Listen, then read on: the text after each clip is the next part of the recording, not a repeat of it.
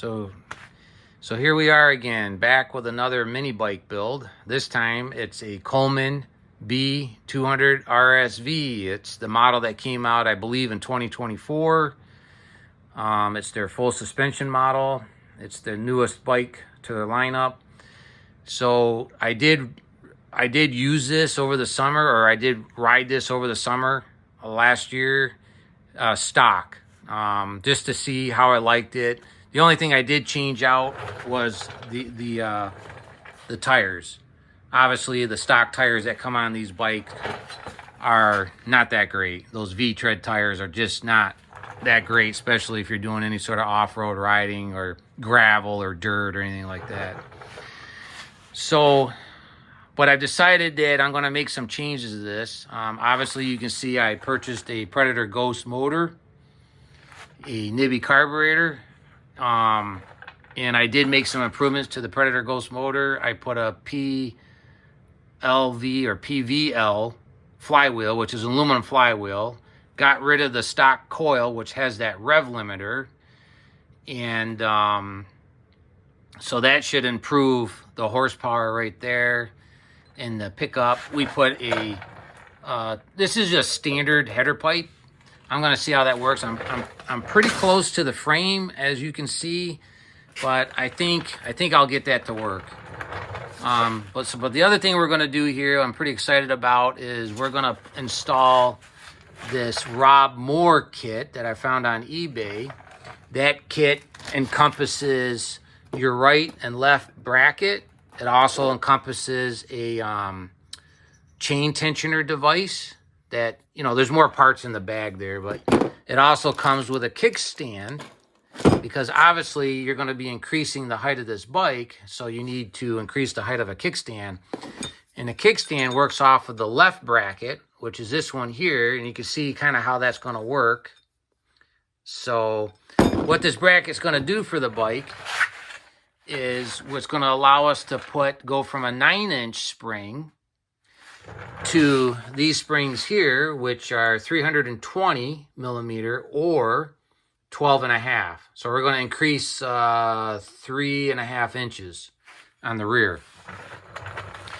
But we also have to install these brackets here, and you can kind of see, move this pipe out of the way. You kind of see how this is going to work. This is basically going to line up. You're going to remove your rear suspension or swing arm, and the two bolts you see here and here, and the center bolt, which goes through which is your main axle for your swing arm. This is going to install like this. I had it upside down. So what that's going to do is it's going to push the swing arm back almost about 3 inches, just shy of 3 inches. If you measure that center to center, it's just shy of 3 inches.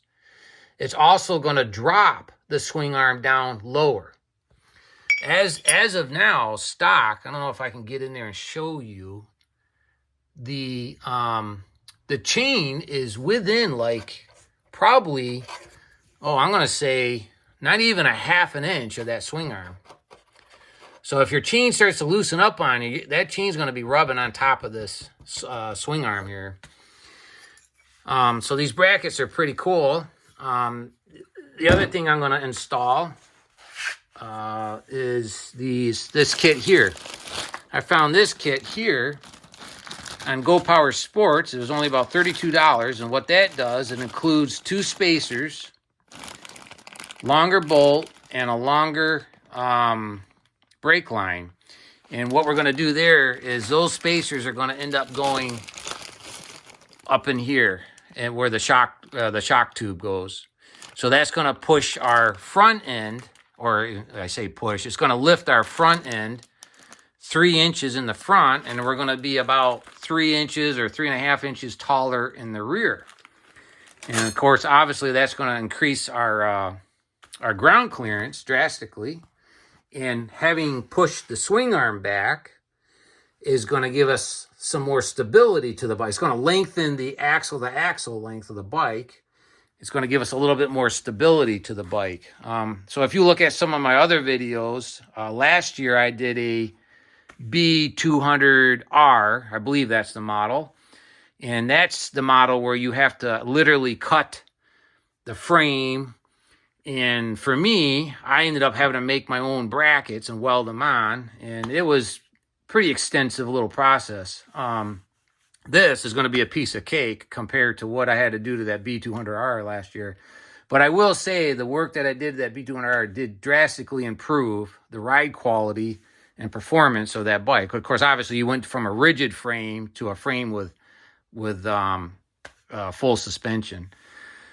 So that's about it. I don't know. I'm going to keep you guys posted. The first thing I got to do is throw some paint on these brackets and start tearing this thing apart and installing it. Obviously, you got to put a longer chain on too. I bought a 130 link chain. We'll see how that works. Probably end up having to cut that a little bit.